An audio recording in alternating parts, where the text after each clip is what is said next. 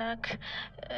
አቡነ ጨጌ በጣም በቃ በጣም ታምረኛ አባት ናቸው የእውነት። እና በአሁኑ በነበረው ጉዞ ላይ ሲሄድ ቢሮ አብራኝ የምትሰራ ልጅ እህቷ እንደዚህ አሁን የላኩልህን አይነት ፒክቸር ከላይ ከጡቷ በላይ አብጦ ነበረ እና በቃ ይሄ አሁን ይሄ ወደ ካንሰሩ ይቀየራል እያሉ ሆስፒታል እንትን እያሏት ነበረ እና እባክህ ጸልይልኝ፣ ጸበላቸውንም እምነታቸውንም አምጪልኝ ብላኝ አምጥቼላት ነበረ እና ከመጣሁላት በኋላ በተቀባችው በአንደኛው ቀን መጀመሪያ ህልም አየች።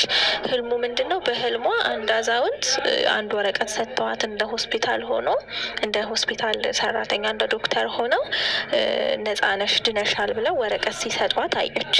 በጣም ደስ ብሎኝ ከዛ ዛሬ ደግሞ ራሱ ምንም እንግዲህ ይሄ የምታየው ነገር ሰርጀሪ ካልተሰራ በቀር እንደዚህ አይነት ትልልቅ ነገር ሊወጣ አይችልም እና ከምታየው ከላይ ካበጣው ነገር ምንም የተቀደደ ነገር የለም። ግን እነዚህ የምታያቸው እንቁላል የሚመስሉ ነገሮች በቃ ከየት ጋር እንድስጠይቃት ከየት ጋር ራሱ እንደወጣ አላውቅም፣ አይታየኝም።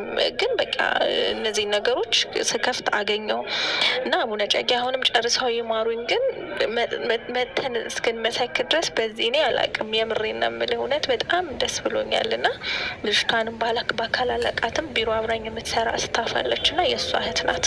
እና አሁን እንደላከችልኝ የላኩልህና እባክህ መስክርልኝ፣ መጻፍ ስላልቻልኩ ነው እና ይህንን መስክርልኝ አባቴ።